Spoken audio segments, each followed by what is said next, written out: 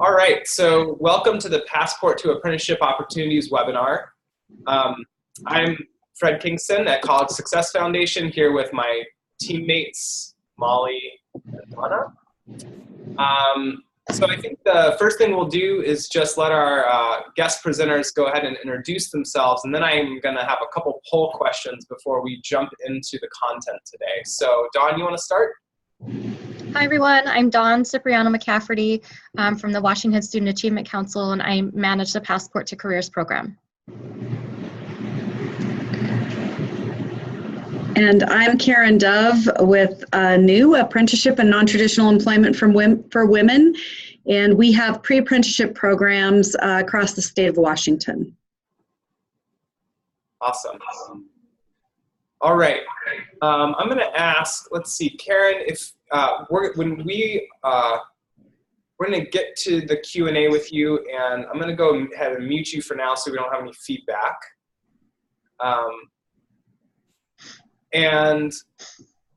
For folks on the webinar, throughout our conversation today, please use the chat function to ask questions in real time. So we are going to have a Q&A section at the end, but it's really helpful when you just chat in real time. So really quick, so I can see that folks are familiar with using that function, can everyone on the webinar go ahead and just type something into the chat box? You can just say hi or tell a joke, but I just would love to see that we're all connected and you can hear us.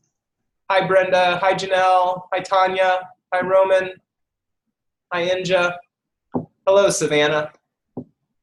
Hi Sabrina, we're happy that you're here too. Sabrina, what institution do you represent?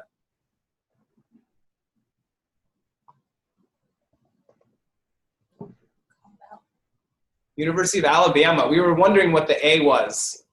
Awesome. And Avery, good to see you, Avery. Roll Tide.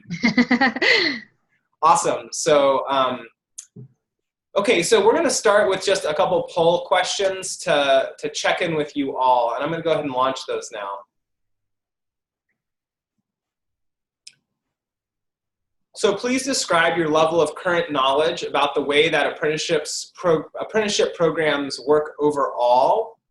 I know this is a broad question, but we're just trying to gauge your knowledge right now to help inform our presentation today.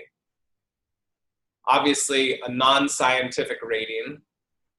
And secondly, I'm wondering, are you currently working with active Passport to Careers scholars or high schoolers who you think will be eligible, who are interested in pursuing apprenticeship pathways?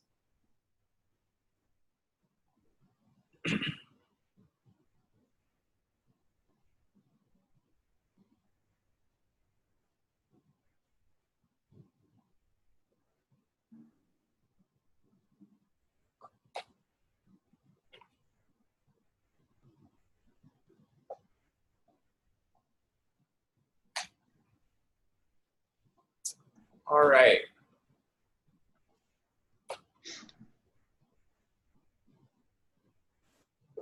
I'm going to end polling and share the results. So I can see, this is reminding me too, and this is for our presenters too, I think there's about 4 people who are only listening in. And so they're not voting on the poll, and they also won't be able to see the slides, Don, when you pull them up. So we don't have anyone who knows a lot about apprenticeships, and a lot of us are just looking to learn, don't know much, and currently you can see the breakdown of who is engaged with students who have expressed interest in apprenticeships, and a few of us don't know. All right. I want to ask one more set of questions. Where are they?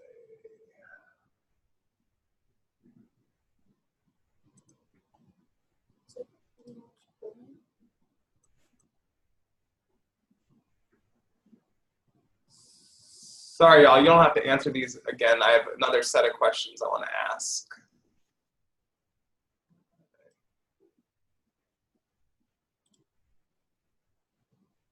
Okay, I don't see my other polling questions, but I was going to ask you, could you, and maybe you can just use the chat function here. Can you let me know if you are working with what type of institution you work with right now? So either 2-year school, 4-year school, other training program like union training program, or nonprofit organization. Can you just go ahead and type that into the chat box so that we can see? Great. So Janelle works at Treehouse for Kids, nonprofit. Colin works for a nonprofit. Community college. Hi, Brian. Good to see you. Lacey works for Catholic Charities, YouthNet. So a lot of nonprofit folks. So these are folks working with mostly high schoolers, young people from foster care, finishing college, planning for post-secondary, 4-year school social work.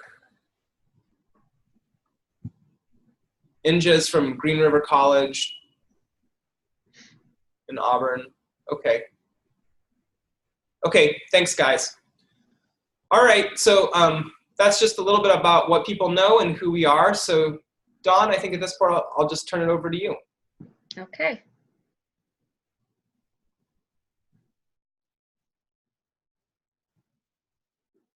All right, can everybody see that, the first slide? Yes. Okay, perfect.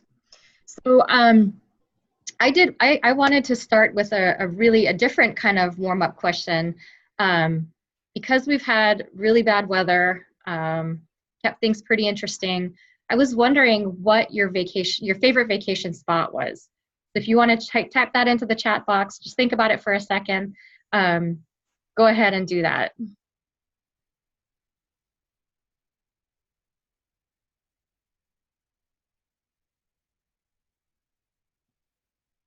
Are you getting anything? My favorite vacation spot, of course, is going back home to Hawaii. So hanging out on my dad's ranch, not doing much of anything, but just relaxing. Brian writes, what is this vacation you speak of?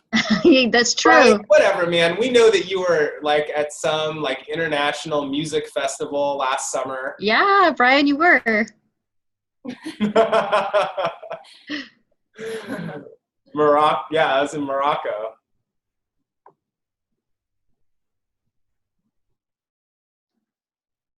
Cool. Oh, shucks, I'm sorry, guys. Like people like the warmth. What's popping up there? I can't see it. Mexico. Koh Samui. Where's Koh Samui, Roman? Priest Lake. Thailand. Koh Samui's in Thailand, Roman says. Nice. Number of Mexicos. I said Kauai. Oh, yeah. All right. Yep. All right. Thanks for sharing, you guys. I just wanted to welcome you and send you another reminder, let you know that this webinar is being recorded and it will be available to you in the future on our YouTube channel. I also wanted to remind you that there are tons of resources on the Washington Passport Network website. And if you want more information about Passport and that is geared more toward practitioners, I would definitely recommend taking a look at the Washington Passport Network website. Today, we're going to do a really quick overview of the Passport Apprenticeship expansion. I'll talk to you a little bit about what WSAC's role is in this expansion and our responsibility. And then we'll talk to Karen, who's our apprenticeship expert, and she'll share with us basically how ANU works and how they're supporting participants in their program. And then at the very end, we'll go ahead and take questions from the audience. And I wanted to let you know too that your questions are very valuable because they will help inform me when I'm trying to write the new Passport program manual. It lets me know what you in the field are needing to know and how we can best support you in that. So again, don't hesitate to enter your questions into the chat box. And if I can't address it right now, I'll look into it and respond to you in the future.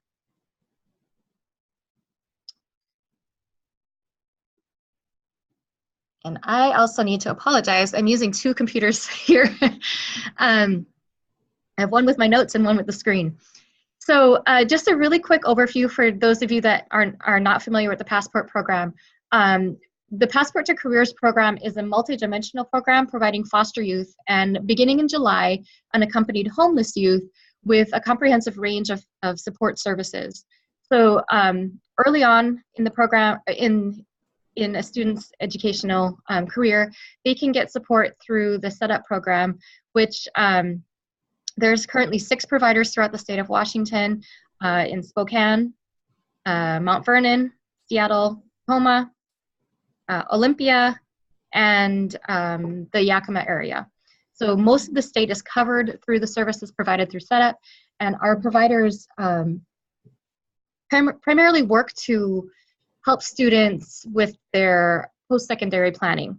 They help them complete college applications, they help them do career assessment and navigation, they help them with campus visitation and FAFSA completion, whatever it is that the student needs to get focused and moving toward their post-secondary plans.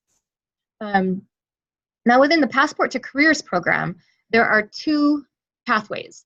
And the first pathway is the Passport to College program, which most people are familiar with. And students receive a scholarship that assists with the cost of attending college. And this can include tuition, fees, books, housing, transportation, and some personal expenses.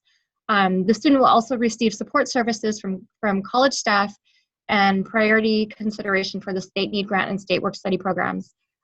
This component of the program is administered by WSAC. And I also wanted to mention that if colleges develop what we call a viable plan for supporting foster youth or Passport students on their campus, they do receive financial incentives from the Washington Student Achievement Council to help with the recruitment and retention of the student population. Now, the new part of the program is the Passport to Apprenticeship Opportunities. And this program will assist students participating in a registered apprenticeship or pre-apprenticeship program with covering occupational specific costs, such as tuition for classes, fees, work clothes, rain gear, boots, and occupation-related tools. I also wanted to mention that we work with a Passport leadership team that the College Success Foundation coordinates, and the Passport leadership team has representatives from post-secondary institutions, social services, tribes, and non-governmental organizations.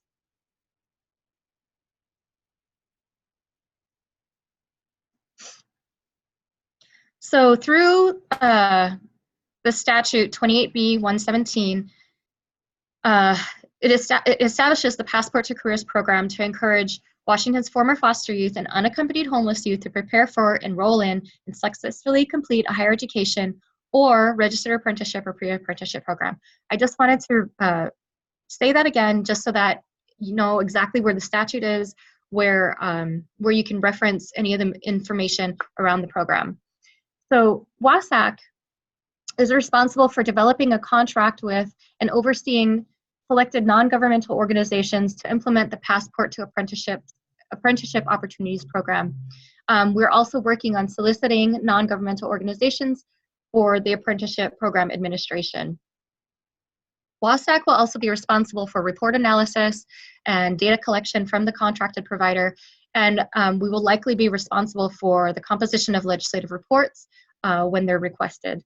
So in a nutshell, WSAC will provide the funding through the legislature, and the contracted organization will be responsible for the program administration, which includes selecting participants, financial need analysis, support services, and award disbursement to participants. That's for the apprenticeship piece. So I did also want to mention that there are quite a few partners that are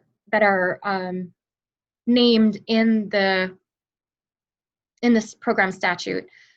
First of all, the Department of Labor and Industries, which specifically the State Apprenticeship and Training Council is mentioned.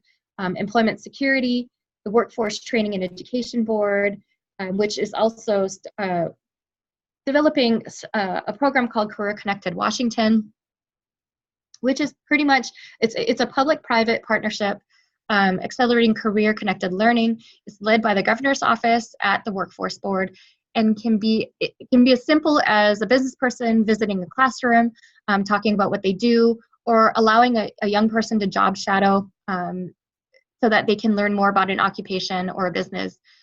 In some cases, it can be an internship or registered apprenticeship where the youth is paid while they learn hands-on skills. Non-governmental organizations are also named in the legislation, and those are organizations like ANU, which Karen is representing, and AJAC, which is the Aerospace Joint Apprenticeship Committee. Unions are not mentioned in the legislation, but we all know that they are also a very big part of apprenticeships. And then Carla and I were looking at some apprenticeship enrollments at the community colleges, and what we found was in the past year, apprenticeships are up 15%. So there's a big interest in apprenticeships, and I mean 15% or 530 full-time enrollment students. So it is increasing every single year, and there's a lot of interest by the legislature in apprenticeships as well. So I had mentioned the contract that we're working on developing. Right now, I just want to give this to you. This is a really rough outline of what is coming up for the Passport Apprenticeship program. A coworker and I are developing a request for information, and we're currently working on the final wording of this, and we're going to be releasing this to the public very, very soon. So this request for information is just basically, it goes out to the public, and the public provides us with a little bit of information. We let them know what's going on, and they provide us with a little bit of information about what they do and how they serve our prospective clients. And then we're planning on doing a request for proposals in March of 2019. There will also be a question and answer period that will go on between March and April. Proposals will be due, so the request for proposals will be due in May. WSAC will then evaluate the proposals and then conduct oral interviews if they're needed. And then in June, we plan on announcing an apparent successful bidder, finalizing the contract, and we will definitely begin implementation by July 2019. Okay, and at this point, I'd like to introduce Karen, who will share some information about our program, and then I'm going to go ahead and Karen, let me know when you're ready, and I'll go ahead and ask you some of the questions that I have listed as well. I'm ready.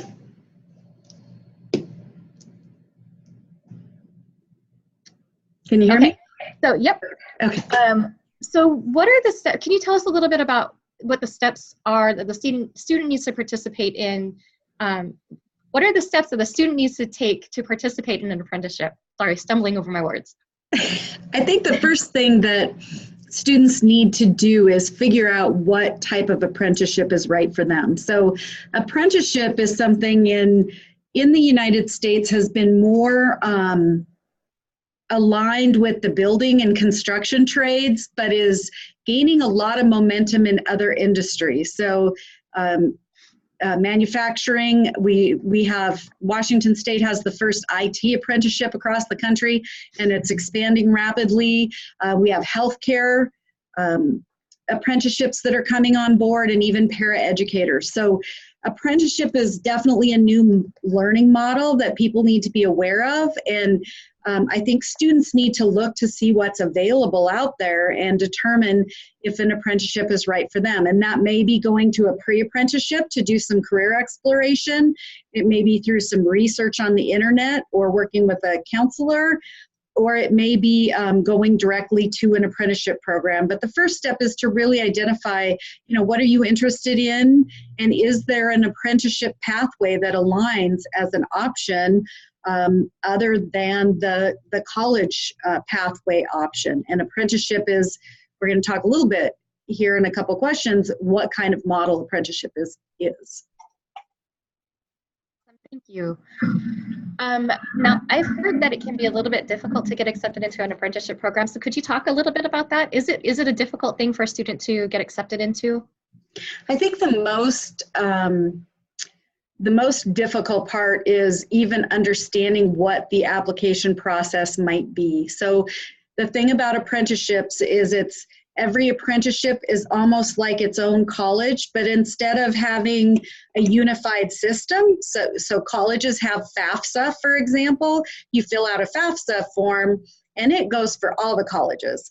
Unfortunately, there's not a FAFSA for apprenticeship. So you have to do that individual research to determine what the entrance requirements is for the apprenticeship you want to get into. And it can be quite difficult.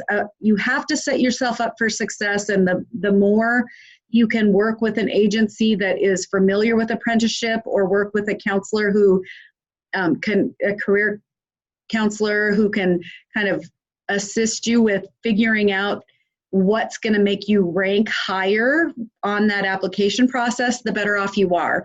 For example, the electricians, they may get 300 applications for 80 spots.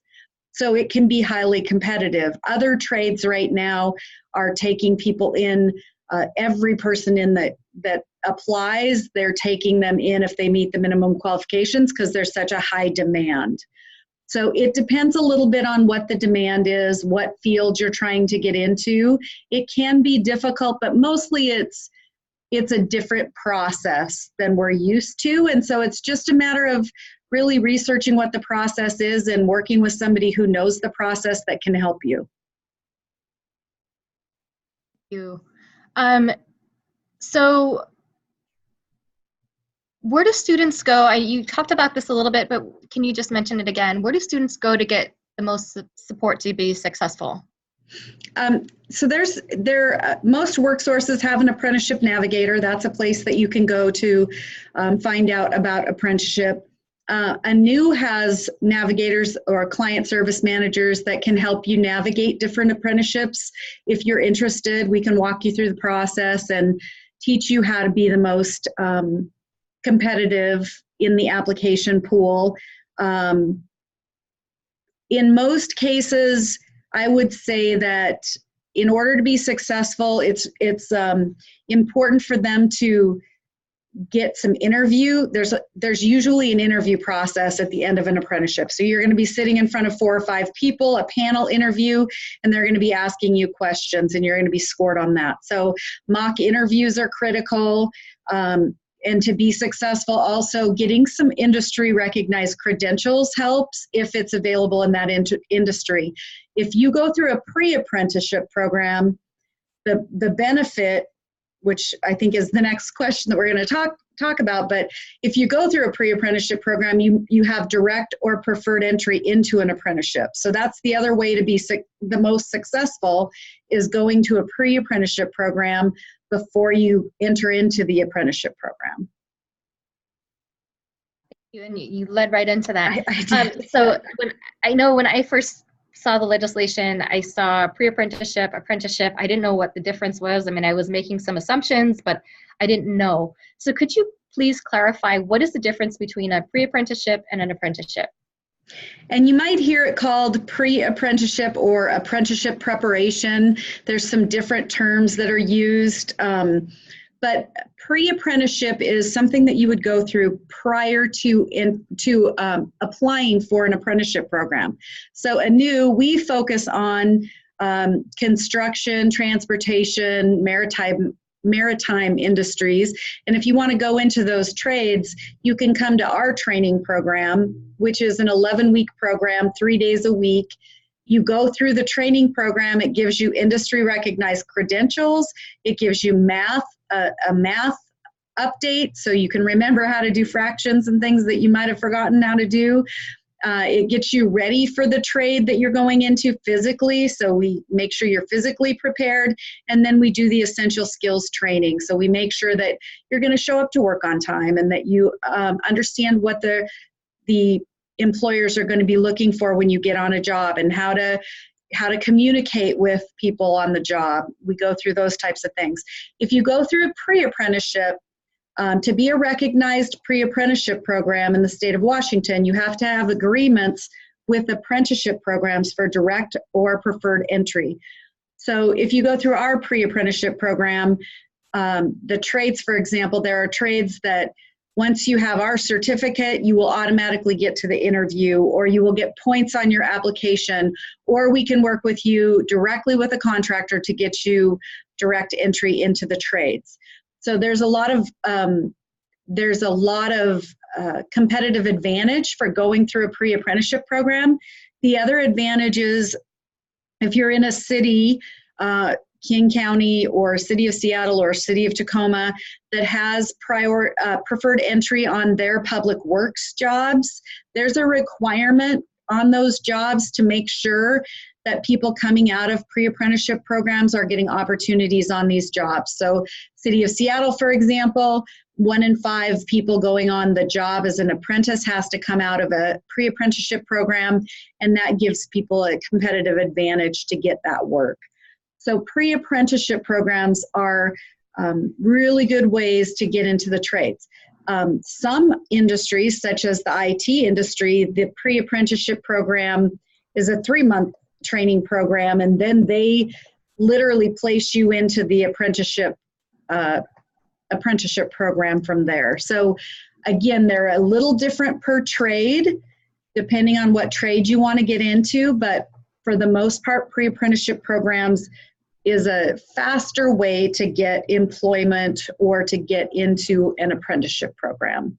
Okay, are pre-apprenticeships paid? Pre-apprenticeships are not paid, but we do provide support. Most pre-apprenticeship programs provide support for the person going through, such as transportation. We might give you gas cards. We can help with some utilities or things like that as needed if you're low income. So we do have supports available to you to help you maintain your housing and things like that through the 11 weeks of the program. But it is not a paid program. It's like going to college. And in some cases, you're getting college credit while you're going to the pre-apprenticeship program. So it is a program that you're getting an advantage to get into apprenticeship. Perfect, thank you. Can you talk about maybe what the difference is between a college campus-based apprenticeship program and an and a non-campus-based apprenticeship program? Yeah, first I'm going to just, after pre-apprenticeship, then you have the apprenticeship. And an apprenticeship is composed of 2 parts. One is the related supplemental instruction, the RSI. You'll hear RSI is the term. And the second piece is work-based learning. So you're getting paid on the job, going to an employer and getting a paycheck. The RSI part could be done at a college. It could be at a college campus. It could be done in a joint apprenticeship training council, like the electricians, Puget Sound Electric, or JATC, Puget Sound Electric, JATC. They have a building. You go to school here, but it's attached to a college.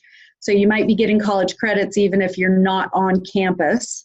But the RSI piece could be part of a campus where you're getting college credits, or it could be not part of a campus where you're not getting college credits. It's just what the agreement is with the Joint Apprenticeship Training Council and the college if they have an agreement.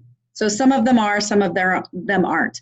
The RSI for different apprenticeships is different. So some you go 1 night a week during the school year, and then you work all day long. So you work your 40 hours and you still go to 1 day of training. Some apprenticeship programs, you work all year long, and for 2 weeks during the summer, you go to your RSI portion at the apprenticeship training program. So it is absolutely dependent on which program you go in, how the RSI part is, but it's usually about 15% classroom hours. So for every 1,000 hours, you're doing about 150 hours of classroom. And the 85% is the work-based learning. I have a question here that I didn't prepare you with, but I was just starting to think about it. I'm thinking about our student population and how they have to overcome quite a few barriers. And a lot of times, they struggle academically. So would our students have, if they go through the RSI, and maybe they don't do very well, do they have an opportunity to retake the class or something like that? Yeah, again, it's industry specific a little bit.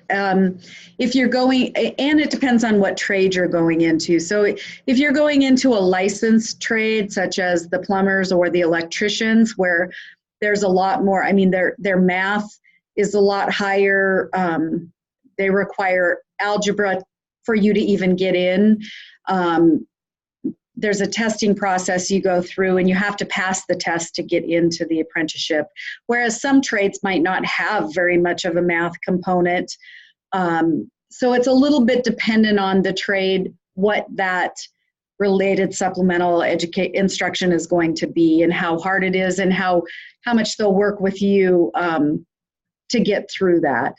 That, I would say, though, that is, again, a benefit of going to a pre-apprenticeship program, is we're really, we're going to talk to you about what does it look like for the different trades, and, oh, you really don't like math, then you might want to be in these, consider these trades over these trades, or you need more math assistance, we'll hook you up with a tutor to be able to get where you need to be in order to get in. So we want to make sure when they get in, they're ready to be in, so they're more successful. Because if they get in, like you said, and they're struggling, you know, we don't want them to drop out and not have the resources to be able to succeed. So sometimes for a population that might have higher barriers, that's what pre-apprenticeship programs are really for, is to make sure they're ready. They have a support network behind them. And even when they get into the apprenticeship, we work with them for 2 years. So once they get into the apprenticeship, if they've been in a pre-apprenticeship program, we're still calling them and saying, hey, how's everything going? Do you need any help? And making sure they're getting the resources they need. Fantastic. Thank you so much. So what are the services that ANU provides to your clients? Can you talk about that a little bit? Yeah, ANU has been around since 1980. We're the oldest continuously running pre-apprenticeship program in the country. And so we've been doing this a long time. We provide the training programs, which we have programs in King County. We've expanded into Snohomish and are just finishing up our contract to expand down into Pierce County.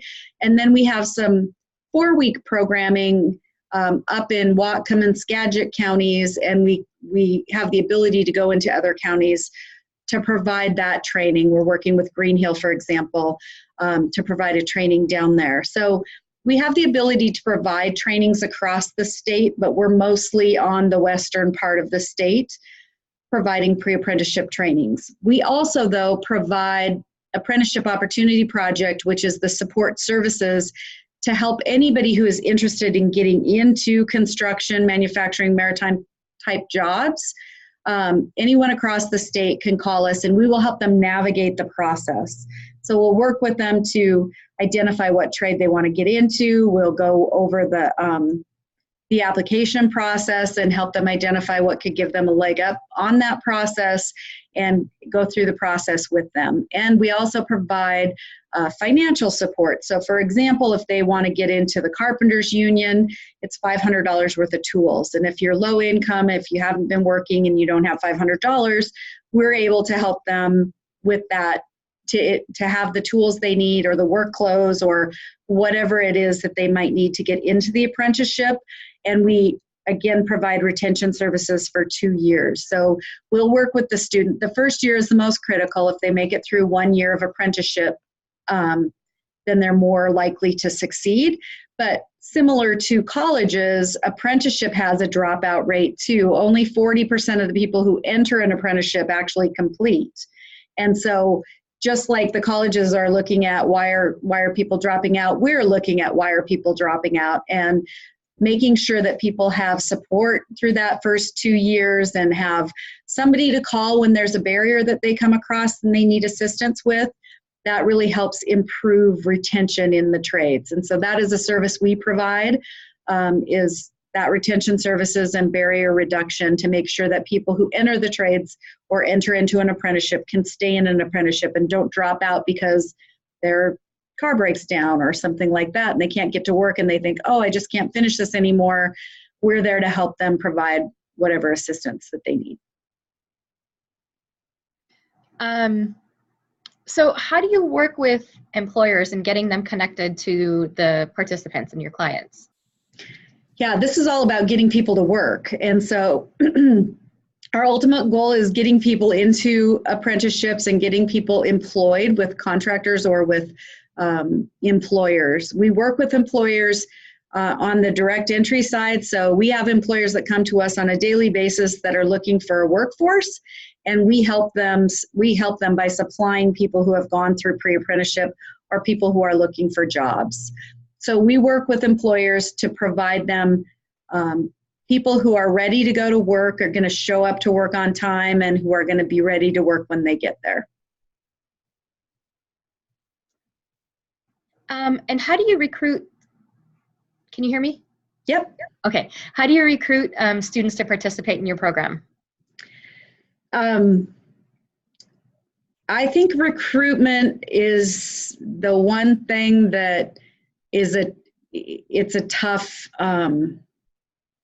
recruitment is tough because we've been brainwashing our kids for quite some time, from the time I was in high school, that college is the only option or the successful option, or everybody should go to college. And so we're fighting a stigma of this is a less than career.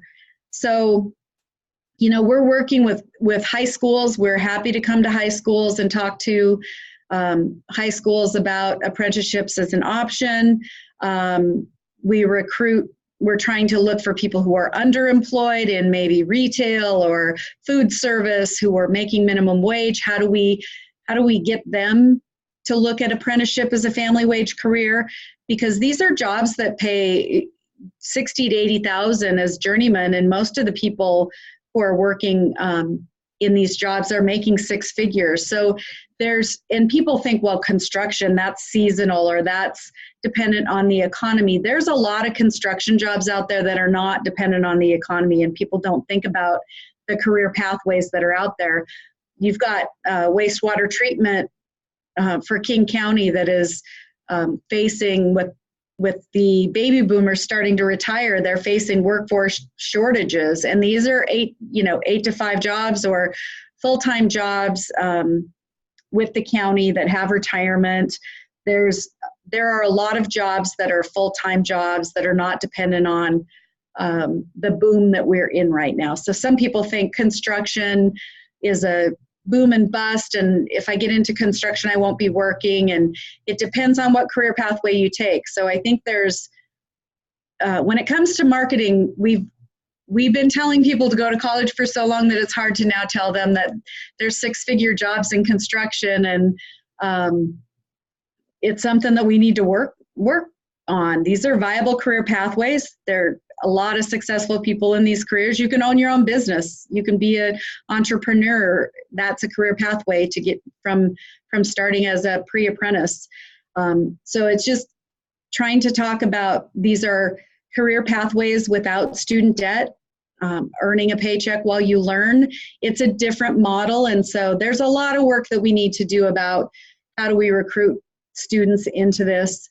We're looking for students who want to work with their hands, who don't want to sit behind a desk all day. Those are the kind of students that we're looking for, is people who want to go out and get something done. And that's who we're trying to market to. This might be an opportunity for our Treehouse staff and our setup providers to connect with you as well if they haven't already connected with you. So, and I know that we have quite a few of them on the line today. So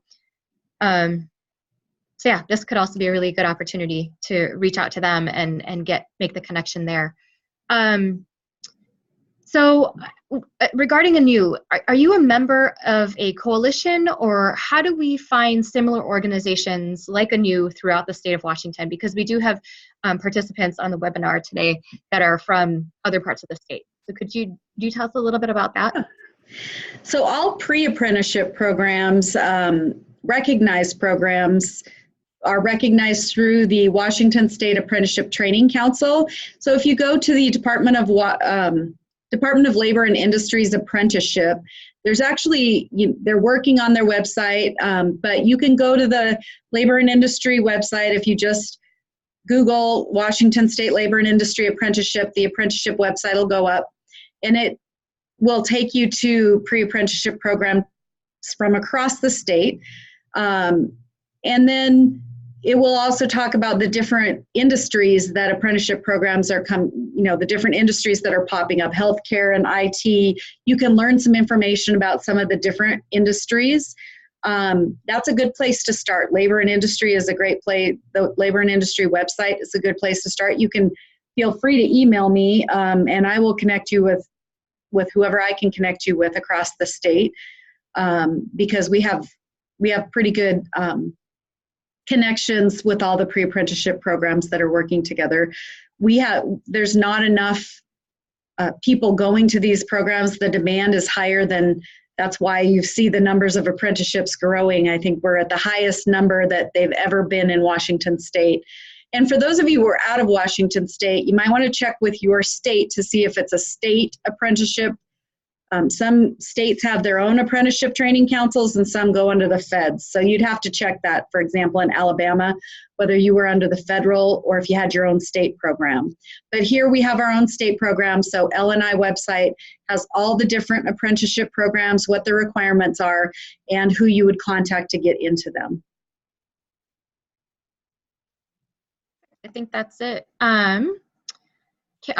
Keep Karen unmuted, but this is your opportunity to go ahead and ask Karen or myself or CSF any questions if you have any questions about apprenticeships. And remember to type it into the chat box. Fred is monitoring that. And Fred, I think you're muted, but if you could read out the questions, that would be great.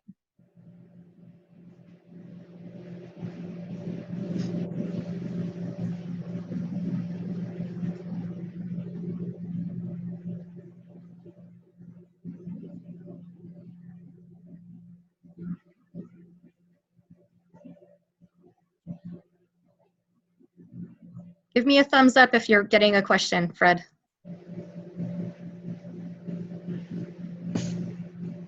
Oh, there we go.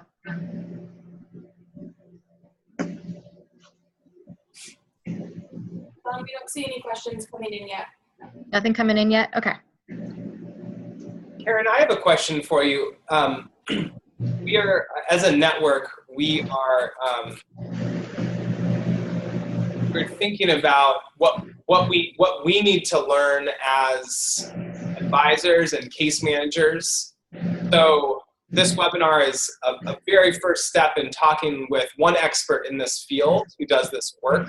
And I'm wondering, we were joking before we went on about apprenticeships are so hot right now, but no one really knows what they're talking about when they talk when they're often when we're in talking about this as a trend. Do you have any recommendations about what we can learn about so that we can serve students well and help them navigate to opportunities effectively? Yeah, I think getting familiar with the tools that are out there is a good place to start. So understanding what apprenticeship programs are out there, even as options for students, and connecting to those industries. The city of Seattle actually came out with a nice book that people can use as a reference that talks about the different types of apprenticeship programs here in this region and how you get in. And there really isn't any, the Department of Labor website's probably the best website or resource. The Center for Construction Center of Excellence and the other centers of excellences that are attached to the colleges, those have some really good information about apprenticeships, but just kind of looking to see what's out there and then connecting to the programs that are in the area that you might be in. So if you go to Labor and Industry, you can actually look in your county to see what apprenticeship programs are available, and then, contact those apprenticeship programs. In most cases, there is such a demand in these industries right now that people will come talk to your students. They'll come in and do a webinar like this. We bring graduates to programs. So we'll bring 19, 20-year-olds that will talk to the students about, hey, I went into apprenticeship. I paid cash for my truck. I'm living in my own apartment. I'm 19 years old. This is what apprenticeship does for me. So we like to bring in people that they can relate to when it comes to the students. But it's complicated. So just getting some basic information about the apprenticeship model, and then starting with a couple programs, and then kind of continuing that circle outward and gaining more knowledge. It is confusing because every program, there's 17 trades right here, and every single one of those 17 trades has a different application process. They accept applications at different times. So it's not like college. We all know college is on a semester system. We all know when you apply. This is an added complexity because it might be some trades only take people once a year, and some it might be they take them every day. And so it's just jumping in and getting some people, or learning who the expert is in your community. It's really time consuming to have all of this knowledge, to learn all of the knowledge about apprenticeship. So the best thing that I would say is try to find who that expert is in your community, whether it's the apprenticeship navigator, whether it's an organization like ANEW that will come out and help you navigate different apprenticeship programs, but leverage those experts in the community. And if you don't know who an expert is, again, contact me and I will try to find the expert closest to you that you can call on, because apprenticeship is a hot thing right now. So there are a lot of resources out there. It's just tapping into them and finding them. Great. Okay, And we if have some good questions in the queue now. Oh, okay, go ahead. So Brian Davidson up at Whatcom Community College is wondering, I think this could be for Dawn or for Karen, how can we best work with our WIOA partners? How can we tell them what we can do to leverage our support together?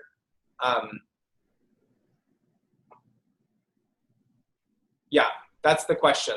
So how do we work with our WIOA partners?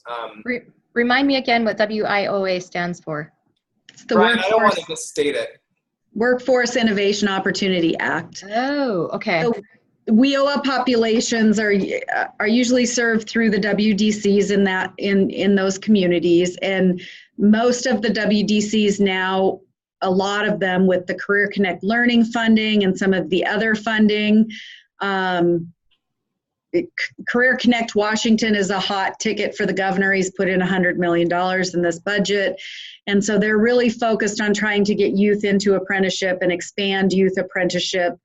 And WIOA has a specific, some language in there that specifically says they're supposed to focus a certain percentage of their people into apprenticeships. So we work with the WDC up in your area. We actually have a cohort coming, one in Whatcom and one in Skagit County that we're doing up there. So I'd love to connect with you and see how we could work together.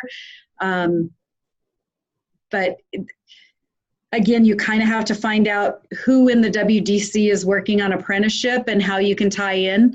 Most of the WDCs have Career Connect Learning Advisory Council, so find out who that is and when they're meeting, and try to go to those meetings. That would be some advice I would give you. Just find out who's doing that work. Great. If they're waiting for you and if you want us to help you create a program for youth or do anything like that for the trades up there, I'm happy to talk to you about how we can help you create a program up there.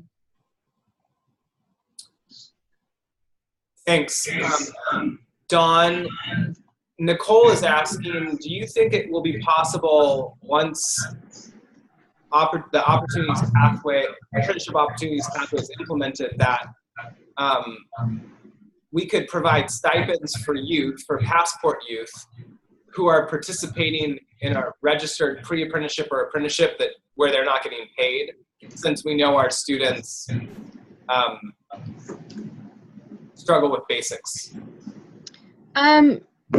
Nicole, is that Treehouse? What organization? I think that's right. Yep, Treehouse. So that's all being worked out right now with the contract that we're going to be developing. So we may, and we're still trying to figure it out, but we're still working on the language. So we want to make sure that support is equitable throughout both programs. So, you know, it could be a possibility that we could provide incentive grant-like funding for those students. I'll just give you my my 2 cents on stipends or incentives for. There have been some programs that have given cash incentives for industry certifications that people have gotten through pre-apprenticeships. The reason our pre-apprenticeship training is 3 days a week, most of our participants are working at least a part-time job in addition to going to the pre-apprenticeship program. And we have an 80% placement rate in jobs that pay over $18 an hour, which is very high placement rate. But we're looking for people who are very motivated and ready to get into the trades. And stipends it's a double-edged sword because sometimes we have found in the programs where we have used stipends in the past that some people have gone through the program to get the stipend and not necessarily because they want a career or getting into an apprenticeship program, and it's affected our numbers. And so that's why we help them with supports and actually we can help them with transportation and things like in utilities or things like that, but we don't give them any kind of stipend that is kind of a cash benefit. We prefer to work with them on what barriers they have and how we can help them with those barriers. And last year we helped 600 individuals with $300,000 worth of support services. So we provide a lot of financial supports, but we don't necessarily believe that cash stipends are the best way to go. And that's just our experience. Not saying that you shouldn't do it, but that's what we found. Great. Okay, I think this will be our last question given time, and then we can kind of do a little closing. But Sabrina from Alabama is asking, do you have recommendations for other states that have not launched apprenticeship programs for this population? So how did we get this expansion passed? Who was at the table to lobby for it? So, I have a great organization down there that I'd love to connect you with. If I could get your contact information, I can connect you with some people down there that are working on this. Great. And I can share, Sabrina, I mean, I think that when I think about who is at the table, it was a very strong coalition of nonprofit organizations, post-secondary institutions, and state agencies who were working together on the passport expansion. So we had very strong support from the Washington Student Achievement Council, Dawn and her team. We also had very strong legislative support. And Dawn, I don't know if you remember it this way. The way I remember that the initial idea for the apprenticeship pathway, I believe, actually came from the legislator whose office was supporting the bill, because there's so much focus on workforce development, career-connected learning right now, as Karen's described, in Olympia. So we really had a synergy there where we were trying to expand access to this particular program for foster youth, former foster youth, unaccompanied homeless youth. And there's a lot of people thinking in our state capital about making the skilled trades more accessible across our state to a whole variety of populations. So certainly there was a strong government relations strategy, but there also was I think, a matter of timing as well. Don, I don't know what you would add. No, I totally agree. I think there was significant legislative interest, and the fact that we had already had this coalition built, and we're already working on, looking at what support services are offered to students in foster care. I just think it came together really nicely, and yeah, I totally agree with what you said, Fred.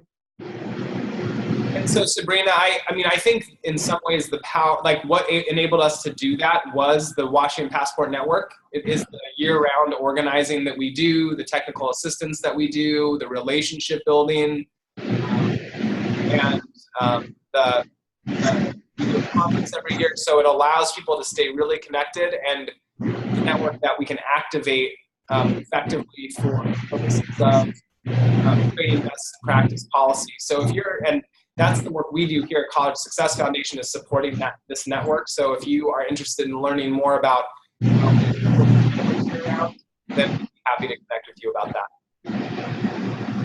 All right, well, Don and Karen, any closing words for our folks on the webinar today?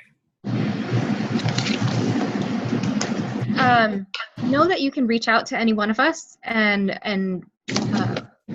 we're happy to help at any time. I also wanted to mention the Passport Statewide Conference. If you're interested in attending, that's May 15th and 16th at University of Washington, Tacoma. If you want to know more about financial aid, WSAC will be having financial aid workshops in spring 2019. The dates are not set yet, but they're coming up. And then the next webinar through the Washington Passport Network is going to be on health insurance and resources for foster youth, and that'll be on March 20th, 2019. And then Karen, if you wanted to add anything, feel free. My email is Karen, Karen, at anewaop.org, if anyone wants to reach out to me directly. Awesome. Thanks, everyone, for joining. Thanks, everyone, for joining. Remember, you're going to get a survey in your email in the next 24 hours. Please let us know how we did today. We really like your feedback, and we use your feedback to improve the webinars from session to session. So big thanks to Dawn. Thank you for facilitating this one, Dawn. Thanks, Karen. I learned a lot today, and I'm sure everyone on the webinar did as well. And thanks, everyone. We'll see you next time. Thank you.